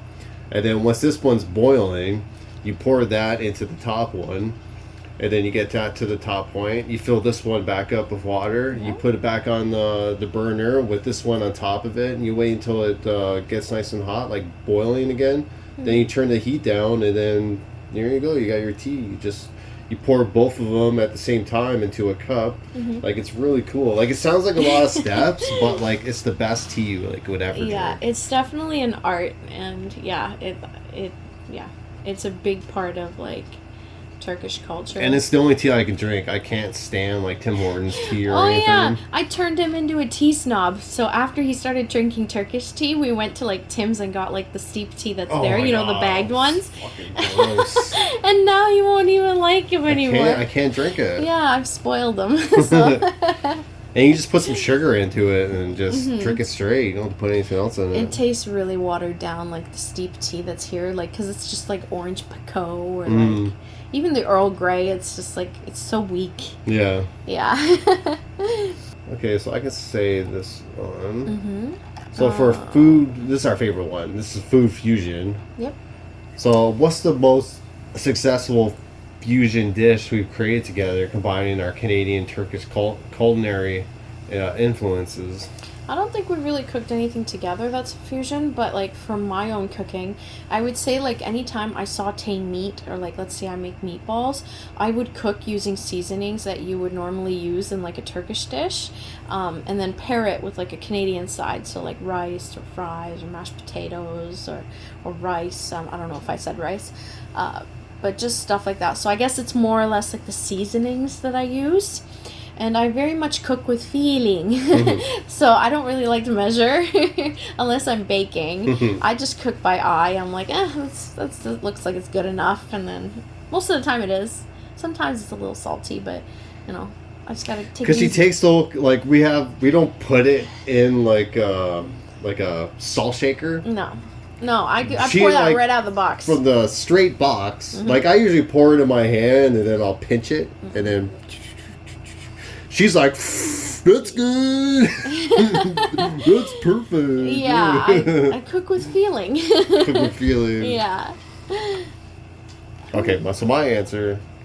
So one successful fusion dish we created together involves incorporating Turkish tomato paste into our recipes. Ooh, that's a I good love one. adding it to pasta and chili, cooking it with meat, onions, and oil before mixing it in the rest of the sauces. Yep. This technique has really enhanced the flavors. Aside from that, we tend to stick to our traditional cooking styles. I also make an effort to cook rice the Turkish way and bake fresh Turkish bread so you can enjoy authentic flavors from your culture. I really appreciate that you do that, and you don't have to do that at all. There's like I love doing that. There's no expectation for that. Because like we don't really like using like the sliced breads that you buy in the store. Like there's one place that's around here that we go and get like the fresh bread. Yeah. But instead of like trying to go like to the store like every morning or whatever to get fresh bread, I'm just trying to make it here at home. Like I'm trying to master that. I need to make another loaf of bread. I've been watching Turkish like YouTube videos and getting it from the source. Okay, so you want to say this next one? No expectation or obligation to do that. No, it's just because I want to, because I love you. Oh, I love you too. Are there any foods or recipes, or sorry, am I asking you a new question? It's a new question. Are there any foods or recipes from each of our backgrounds that we've adapted or reinterpreted to suit our tastes? So we have adapted several dishes to combine our Canadian and Turkish influences. For example, I use Turkish tomato paste in my... Is that the same one? Did I read the wrong one? No, I think you mentioned tomato paste in the last answer.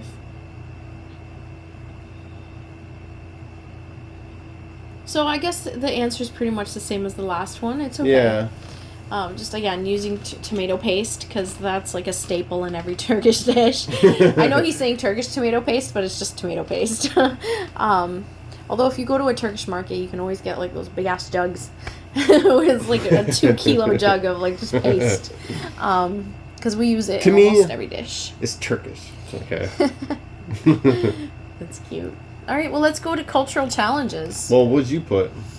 For my food fusion, I would say I make a really mean stew, but my version of a stew is not the same as Matt's version of a stew. Yeah, so like a version of stew, like to us in Canada, is like a gravy kind of like saucy, like with like you have like your vegetables and your meat and stuff like that in it. Yeah. For like beef, more you can have brothy. Like, yeah, so you can have like potatoes. It's basically like broth with like some cornstarch or whatever in it to like thicken it up. But like. But Ayse's. Yeah. It's more like sauce based. So like again, that tomato paste, and then like I use more tomato paste than you normally would in like Turkish stew dishes, like compared to my mom, but like... Well, she used to use half a can. I got her to use like the full can. So what are you going to do with the other half? Yeah, and it does taste delicious. But yeah, ours are more like tomato paste / sauce based. Not so much like broth, but like they do still incorporate broth and stuff. Like she used to make like a soup, but stew is a completely different world.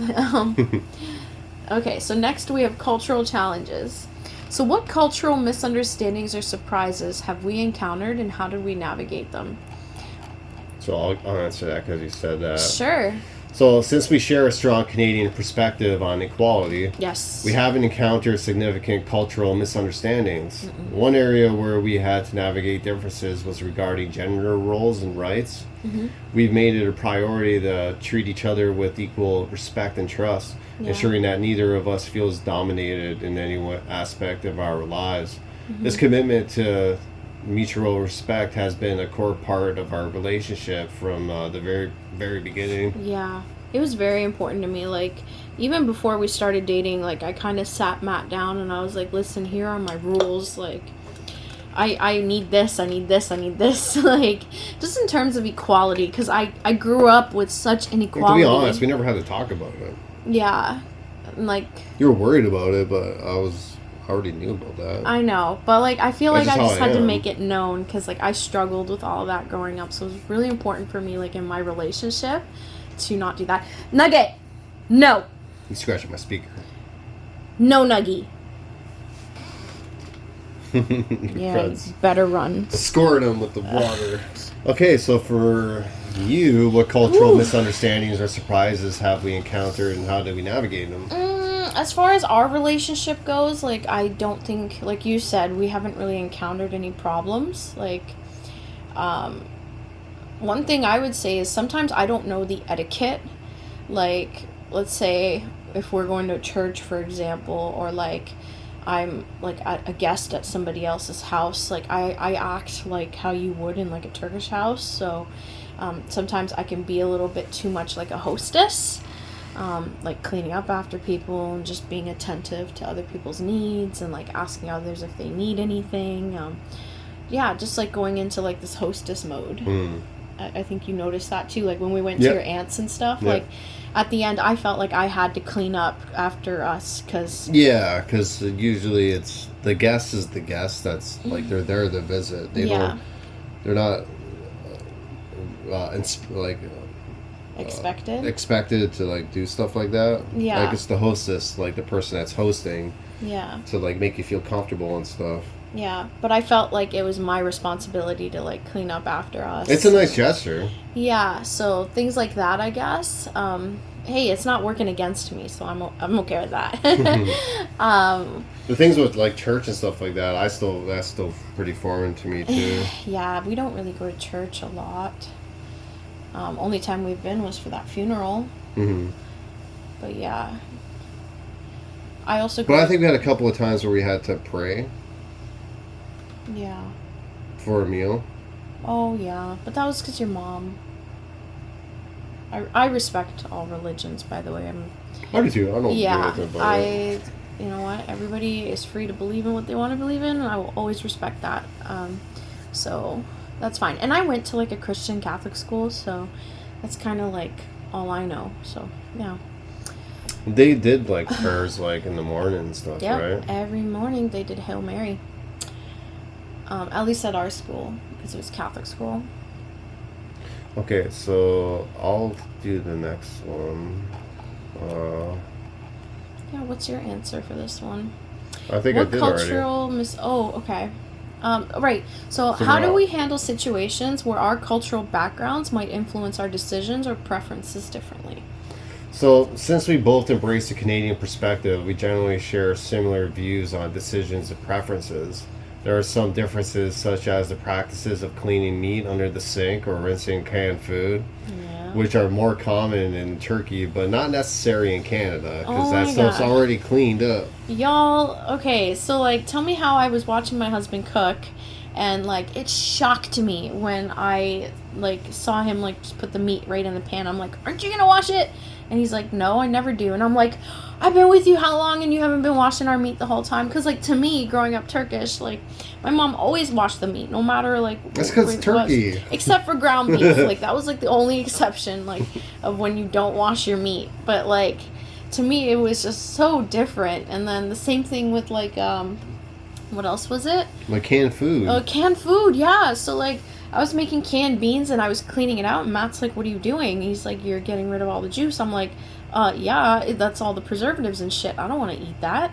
And then that surprised him. But like to me, that's like normal. Like you're supposed to rinse like. That's all the flavor. You're supposed to rinse canned like stuff like that just to. You have to clean rice. I know that because that's like. But when it's actually like in the can, like in its juices and stuff like that, But you don't have to clean it. Preservatives. You don't want it, and like there's so much muck in there. Yeah, I don't know. I can see like with the beans, but like something like say corn. Corn, you're just supposed to like put it right into the no. Not for me. You can Google it. That's fine, whatever. But like to me, like growing up, like I've never seen my mom do that. Like it was just, I guess it's just been ingrained in me to wash everything. Like my best chili is to like open the cans of like mushrooms and that, and like pour all that nice juiceness like in it and everything. You haven't done that for us, did you? No. Okay, good. No, I wash everything because I of wouldn't be able her. to eat it. Mentally, I can't get past that. So it I'm hasn't sorry. been as good as it should be. I'm sorry, I can't get past that mentally. So I wasn't done yet. Oh, you're not done your answer? Okay, sorry. However, we handle these differences by discussing and adapting our practices to fit our shared values. For example, we both agree on raising our son Marcus with the freedom to make his own decisions and beliefs. Yeah. Avoid any imposition of traditions or practices that we experienced growing up. Yeah, I am not going to force anything on Marcus. He is free to do whatever he wants in this life. Yeah, we'll like introduce him into stuff, and then we'll. It's up to him. Yeah, if you like stuff, like yeah. Once he's like, you know, like he's able to think for himself. Yeah, definitely. I want him to make his own choices growing up. So now we'll go to everyday life. Oh. Did you answer this one? It looks like you did. Oh, I might have missed it. That's okay. Let's see if I've got an answer. I can do it off the top of my head after you do yours. Sure. So for everyday life, our first question is, how do our daily routines reflect our cultural heritage? So when I get up in the mornings, every morning I have to get up and wash my face in the morning. Even when doing things like showering, for example, like I'll start on the right side of my body and end on the left, because Turks and / Muslims believe that like in order for you to wash and like purify your body, you should always start on the right side of your body and end on the left. Really? I didn't know that about you. Yeah, you never notice? Like I'm very like I methodical. don't wash. Like what side she on? When I shower, like I have a system. I always start on the right and then I go to the left. But it's so ingrained in me. I'm a guy, so it's like the hair, yeah, armpits, but I don't do it because crotch. I don't do like it 15 times. I just keep doing that in those areas. I don't do it because I like think it's purifying me. It's become such a habit for me, like to do it in a certain order. Like I have a little bit of OCD, so I think that's why I do things the same way. I used to have a problem with like light switches when I was younger too. Like I had to touch them. How? Like a certain amount of times? Yeah, so like let's say I was walking out of a room and like I turned off the light, I had to touch it like 2 more times and then I could walk the out 3 of the room. times.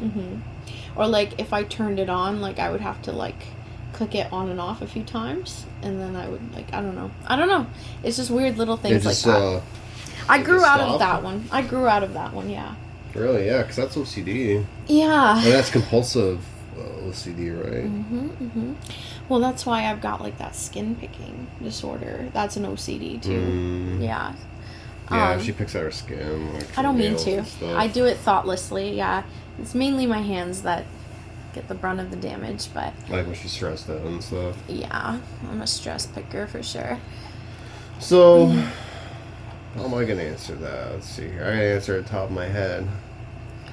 So, like, I'm still Canadian. Like, I don't really feel like I have a routine. Like, I'll wake up and I'll try to brush my teeth. Like, my routine's like waking up and then having the coffee right in the morning. Like, I don't drink much coffee, but I love to have my coffee in the morning. And yeah, coffee and then go to the bathroom. That's basically my routine. And then I come sit on the couch and wait for Ayse to get up. Yeah. Cause like I'll like Ayse like we'll say this is like on the weekend. I'm not working. Aisha's not working. So Aisha usually like sleeps till like noon. And then I can't really sleep past like 8 or 9 in the morning. So I get up first. And then I'll do stuff by myself. But I can't sleep past that time like in the bed. But I can come out here and like pass out on the couch like no problem. It boggles my mind. Like, we have a dark bedroom, and like he can't sleep in there, but he can sleep out here no problem in broad daylight. So it's a difference for at nighttime. Where when I first go to bed, I need to have like a pure black room. I can't have like any light at all, or I can't really like sleep. But then once the daytime comes, I don't know. I just get so exhausted. I'll just crash right on the couch. Like sometimes just sitting like this, I'll just be like out sleeping. Yeah. I love sleeping, but I also sleep in late because I stay up late. So like I'll be up till. I'm like getting to 2, the age 3. now. It's like I don't want to sleep the rest of my life away. Well, that's how I feel about it. That's why I stay up as late as I can. My new place has like a retirement thing, and I just set all that up. And my goal is to reach 60 and retire. Yeah. So I'm gonna put 6% in, and then my work's gonna pay me like they're gonna match that for 50%. So they're gonna match 3% of that, so that's awesome. I found an account to put that in and grow that for the next like 20 or so years. I think it's like 22 or 23 years. Like the 2047 is the year that I want to retire. It's gonna be a good year. I can't wait. Long ways away. It's only 20 something years. At least it's not over 30 years because I'm already past that now. Are there specific cultural practices or habits from your background that you found most useful or enjoyable in your daily life? I guess it would be manners. Okay. That's one thing I like to like thank people and like be courtesy and stuff like that, and like what Aisha said, like when she goes to someone's house, like the offer to put like dishes away and like help out and stuff like that. Yeah. Like, just to be like, I've always had like good mannerism from my parents and that growing up. Like I really took that to heart. Yeah. My answer is really basic for this one, y'all. I literally wrote drinking tea and cooking Turkish food is probably my favorite cultural practice. And that's it. That's it for me. Yeah, I guess for me too, like trying to cook like French cuisine and stuff like that was it's a good custom for me. That's all. That is it for like. Was that it? What I have at the bottom. Well, at the bottom, I added some questions that maybe you could ask me, like just follow up questions on like, because I am from a different country, like. But again, my answers might be a little whitewashed for ya. Fair warning. So go ahead, ask me these questions on the screen, and then I'll try to answer them as best as I can. Okay, so what's something very Canadian about you that your family would find surprising? Something very Canadian about me would be, like my view on gender roles, I guess. So like for me, like equality is like a big thing. But in my Turkish family, like there's different gender roles. You know, men are supposed to do something, and then women are supposed to do another thing. So like here in Canada, both people like now, especially nowadays, like both people are working. Yeah. So that's one thing that my parents would find surprising about me, or my Turkish family. Next question. If you had to pick one, poutine or Turkish baklava for the rest of your life, which would it be? I'm gonna say poutine. Yeah, hands down, it's poutine. I love eating poutine. The more cheese curds, the better. Oh, it's so. If you guys don't know what baklava is, I'll show you guys it. So baklava is like, do you want to like describe it? Because to me, it's like a pastry kind of like thing, and then it's got like. So it's a layered pastry dessert, and in the middle of those different layers, you've got like crushed walnuts, or you could put like a little bit of hazelnuts in there with the walnuts, or like pistachios, like crushed pistachios. And then after you bake that in the oven, you would glaze it with like this sugar glaze. And so it's really delicious. You could go to images. And it originated in the Middle East. So I know a lot of people like hear baklava and they're like, oh, that's Greek. But to me, as a Turkish. I would say it's Turkish. You go to Turkish food market. Yeah. It's baklavas there. And like I've eaten. Oh yeah, so it's usually got pistachios in it, or it's Yep. got walnuts in it. Yep. And I've eaten Greek baklava before, but I can tell you right now, it tastes nothing like Turkish baklava. So this one right here, it doesn't even compare. This one's a pistachio one. Yep. I made one for Matt with just walnuts. It looks more like the one at the top right there, the Cambridge Dictionary one. Yeah. It's very delicious, very flaky, very light. You would think that Why are the hinges so small? It's got pistachios in with it too. Yep, like I said, you can mix the two as well. It's delicious either way. Oh, it's so good. Yeah, did you tell them about the sauce? Like it's yeah, it's like a sugar glaze. All it is sugar, water, and a little bit of lemon juice. Oh my god, it's so good. Yeah. It's sticky and you just want to lick your fingers and everything. Yeah, it's very delicious. But this compared to like poutine, like I would like eat so poutine good. every day if I could. Oh my god. I had poutine today. That's a big custom. Like we eat poutine like all the time when we go to a fast food place. Yeah. Okay, so this one's on childhood contrast. So what's your biggest cultural shock? What's your biggest culture shock when you first arrived in Canada?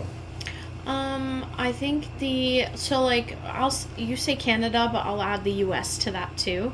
I guess she started in the U.S. I started in the U.S. Yeah, so for me it would be again like those different gender roles. So when I came to the U.S., like I saw women working and like not really like being like stay-at-home moms, or like there were stay-at-home moms, but like just to see more women out in the world was pretty surprising to me. It was a big culture shock. That's pretty much it. Oh, also, I guess what about, like, there was more technology too. Yeah, in I was the gonna US. say, like, what about like seeing like these different, like you can just go down the street and get food and stuff like that, like that too. Also, like everything's more convenient, I guess you would say. Definitely more convenient, and like the technology also. Like we had like this nice big TV, and in Turkey, like we couldn't really afford it. My grandparents still had like a black and white TV. Same thing with like phones. Like we used to have those rotary phones where you had to like turn it, and then it would go back, and then you have to turn it to the next number. Yeah. But then I messed up. Got to start all over again. Exactly. But then like when I came to the States back then, like they already had like the digital phones, or like the ones that you just push the buttons on. They were like corded, but like there was that. You didn't have to like rotate something to dial the number. I was like in the generation where like internet was coming out, and then like it was going through your dial-up.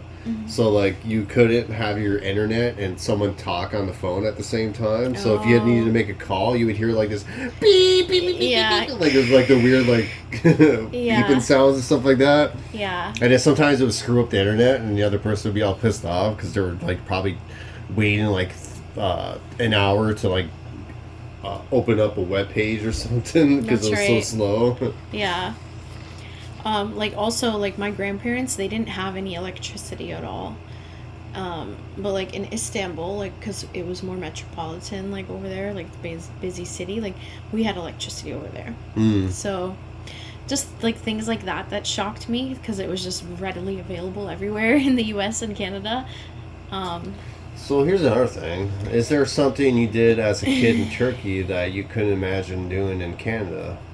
I had a little bit more freedom when I was in Turkey, because when I was a young girl, my dad actually wasn't really like around that much, because he was always like out working in different countries or like doing other stuff. Like he really wasn't home a lot. So I had more freedom to like play around after school and stuff. But then when we came to the US and Canada, I was around 24/7. So really didn't have any freedom at all, really, until I became an adult. That's my answer. Yeah, really, until you got your car. Yeah. So, food. What's the weirdest Canadian food you tried that you secretly loved? Ribs. Yeah. How come I can't get you to eat ribs? Because I don't really like them. I only liked it like the one time that I tried it by like this one person. But you secretly love it. I guess I loved. Okay, so so maybe that's not a good answer then.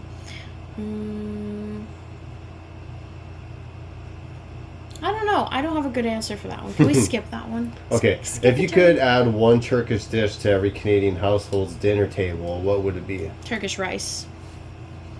Turkish rice. Yeah, so me and I'm more on to like, I can do the French potatoes, like potatoes with onions. He's and then, really good at making that, yeah. So then Ayse makes her like rice. So like her sides are usually rice, and then my sides usually like potatoes. Yeah. But I like to make like rice too. Like I'll put some garlic in there and butter, and then I'll put it in with the rice, and then I'll let that boil. It's so good. Right, but I do mine like the Turkish way, and like I find that it's such a distinct and simple flavor. It should be part of every dinner. So holidays, which Canadian holiday do you enjoy more than you expected when you were younger? Christmas.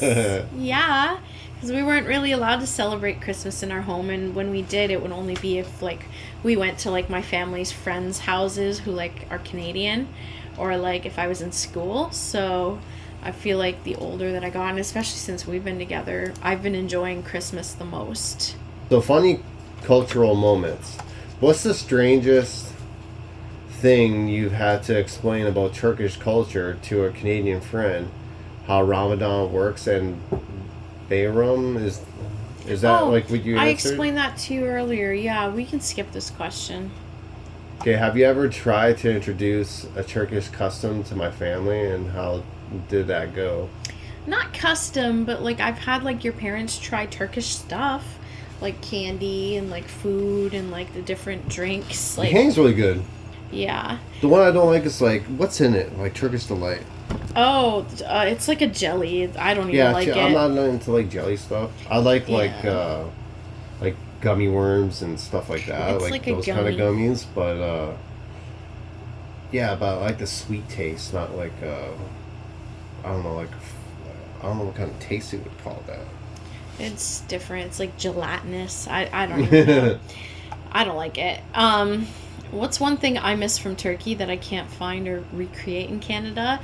That would be like the desserts. I don't know if any of you have ever been to like a Turkish pastry shop, but like the chocolate there tastes different. Like just the pastries overall. It's just more fresher and like yeah, pure. and the flavors are like just The pudding, oh my god, it's the best pudding I've ever like eaten in my life. I bought some from him from like a Turkish market like nearby, and yeah, he loves them, so that's definitely one thing that's I can't hard really to go back to recreate. like regular pudding, to be honest. Spoiled. So Canadian life, what's something totally Canadian that you've come to love but initially found strange or funny? I don't think there really is anything, because again, like I grew up Canadian, so like that's all I know. Yeah. Okay. So personal, what's something you've taught me about Turkish culture that you are proud I've embraced? Not about the culture, but maybe just cooking. Yeah, so like the bread and stuff like Yeah. that, with the eggs and that. If you could bring one part of Turkish culture into Marcus's life as he grows up, what would it be? Okay, this one's gonna be a hot take, but I don't think I want to introduce him to anything like Turkish other than Just the food. food. Yeah.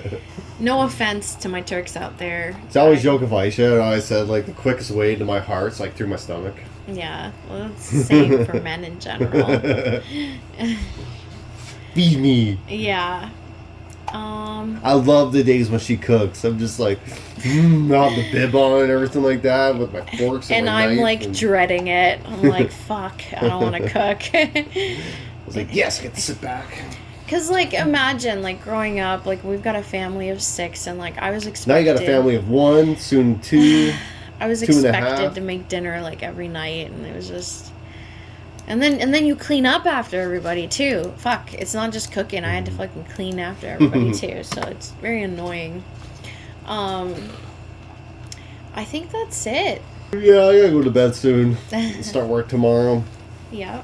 I'm working day shift, so I'm up at, like... 5:30 in the morning, and then off to work at 6:30. That's been going good. Yeah. Hope you guys enjoyed this episode. Thank you so much for watching. We forgot to ask, but if you would do us the honor, we would love it if you would subscribe, and hit that notification bell. That's right. You don't want to miss our stuff because we're coming out with these awesome shorts that are getting like 2,000 views now. We're trying our best, yeah, and we can only do it with your support. So thank you so much to those of you that have subscribed so far and are tuning in. We really, really appreciate you, and we're so excited to like work on more and like develop our craft and just get better at what we're doing. It's a lot of fun. Like I love recording videos and like editing them and like getting your feedback on them. So it's a lot of fun. So like, I don't know what's going to happen. We might end up trying to get like an episode done on like, say like this Sunday. Like when this video comes out, we'll probably film it. Yep. And if that does happen, I'll have the video come out on like Thursday is probably like the deadline I'll try to do.